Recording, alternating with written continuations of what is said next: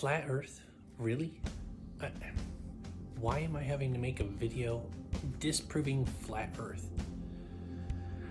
Okay, so this is going to be a two-part video. This one's going to be longer. So what you're going to find is that all these verses are cherry-picked, and they're usually they're picked from poetic passages. You'll see, one verse here, one verse there, half a verse here, maybe a couple verses here, but they never give you an entire passage because there is no passage that supports their theory. Go verse by verse here and debunk it all. So first passage they use is 1 Chronicles 16:30, and that is, "Tremble before him, all the earth. Yes, the world is established. It shall never be moved." So they say, oh, look, flat earth just floating in space, doesn't revolve around the sun, everything revolves around the earth. This is symbolic language because the rest of the entire passage here talks about how God is unshakable. And since God created the earth, it's saying you cannot undo the earth because he made it. Only God can undo the earth. It's about the earth being unshakable metaphorically. We all know the earth will come to an end. Even Revelation says that. So if you're a flat earther, are you saying Revelation's not true?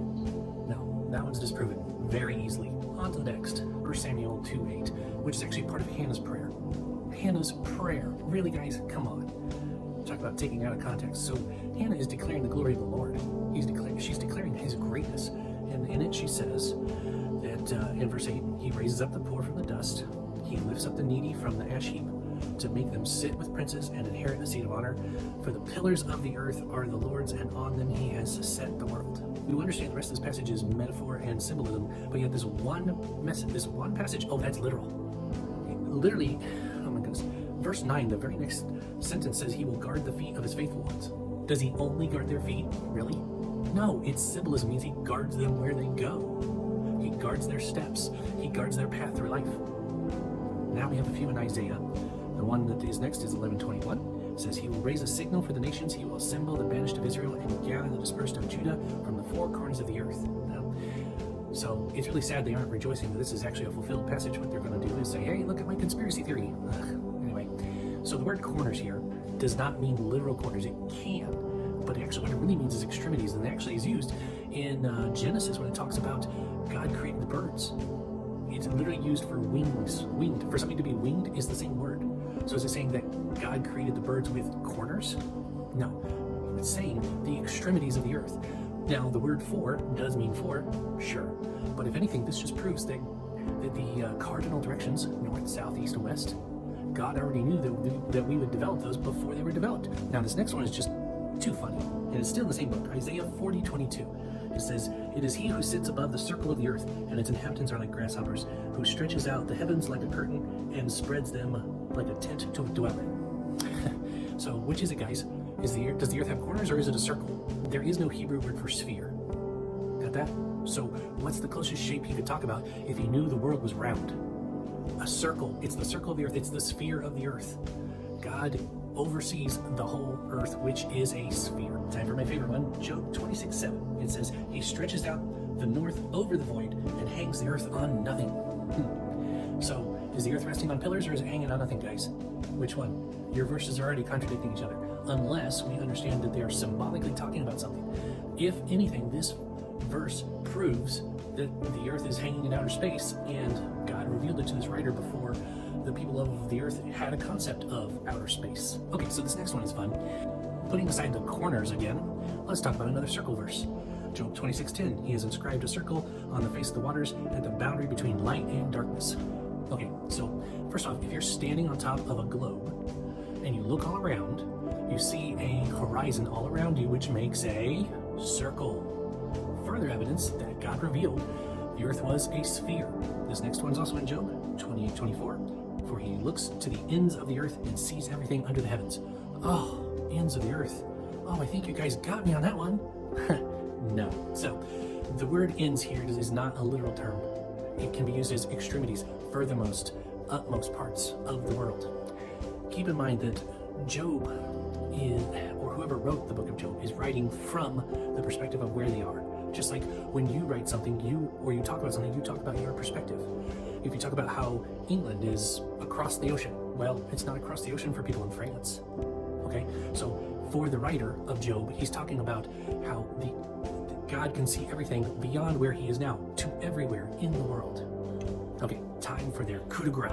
their big verse that proves that we are stuck inside of a hard sphere within a square, flat circle thing on pillars hanging on nothing, because this verse proves that everything on the outer space is fake, that we've never been to the moon, and there are no satellites orbiting the earth, and there are no planets, and everything goes around the flat circle square earth thing. Okay, well, here it is. Job 37:18. Can you, like him, spread out the skies hard as cast metal mirror? Boy, I can't even read today.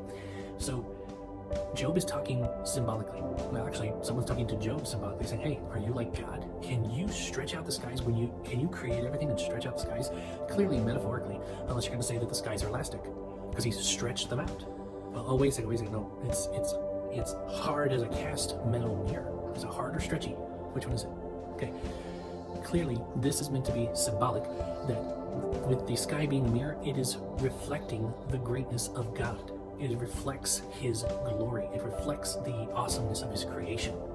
The word hard here can mean violent or just impressive, like, wow, that's astounding type of thing. So it's the astounding reflection of what God's done. Now, if it meant anything literal, believe me, this would actually bolster the spherical earth idea, because I do believe in a young earth creation. Part of that is that there was some kind of either vapor canopy or ice canopy that surrounded the earth that allowed people and lizards, who never stopped growing, to live 10 times longer. We see this with the ages recorded in the Bible. Then when the flood came, then it collapsed. That's why the earth was covered in water, not because all the water came up, but because all the water came down. Psalm 75:3, when the earth totters and all its inhabitants, it is I who keep it steady on its pillars. Is it hanging on nothing, or is it on pillars? Clearly God is speaking metaphorically here. He's saying, I'm the one that holds it steady. And if you want to say the pillars represent anything, honestly, to me it sounds more like that it represents the magnetic poles. He's the one that keeps it steadily spinning on its axis. When the earth goes around the sun and revolves, tottering, okay, he's the one that holds it on its axis. Psalm 93:1, the Lord reigns. He is robed in majesty. The Lord is robed. He has put on strength as his belt. Yes, the world is established. It shall never be moved. The sentence before, is God literally wearing a belt made of strength? Really? Or is God strong and this is symbolic? I think that's more likely, don't you? Psalm 104:5, he set the earth on its foundation so that it should never be moved. Again, it's back on some kind of foundation or pillars, but yet hanging on nothing. It has 4 corners, but it's a circle. If you guys are going to cherry pick, you got to be consistent, at least say some of these are symbolic. Okay, now we're in Proverbs. I am noticing a coincidence here, aren't you? It seems like every passage they use is from Old Testament poetic speech. How about that? Well, anyway, so Proverbs 8:27, when he established the heavens, I was there. When he drew a circle on the face of the deep. Yep, so it's a square circle again. A New Testament passage. Wow, I can't believe it. Okay, here we go. I'm excited for this one. Matthew 4:8. Again, the devil took him to a very high mountain and showed him all the kingdoms of the world and their glory. Okay, so they're saying, look, the devil couldn't possibly take him to a mountain and show him around earth and all the kingdoms. How would he see the other side? It's clearly not Jesus literally being able to see all the kingdoms of the world from a mountain in Israel. Even if you believe in flat earth, just the atmosphere itself gets hazy after a few miles. You're not going to be able to see all the kingdoms of the earth and their glory. Ooh, Revelation. Ooh, end time stuff. So this is definitely got to seal the deal, right? Here we go. 7:1. After this, I saw 4 angels standing at the 4 corners of the earth. Oh, there's those corners on that round square again. They were holding back the 4 winds of the earth, that no wind might blow in the earth or sea or against any tree. Guys, no. If anything, this just proves that God understood cardinal directions before we did. It's a lot easier for me to believe that God gave the idea of cardinal directions to somebody down the line after he already conceived of it, than that there's literally 4 corners in a round circle or a square circle that hangs on nothing but rests on pillars and is somehow surrounded by a giant mirror that reflects blue, even though the ground is not blue. Don't you think there'd be some green and brown up there too? Well, if you stuck with me this long, I do appreciate it. It was fun for me. But I have to say, this is part 1. Part 2, I'm speaking directly to the flat earthers.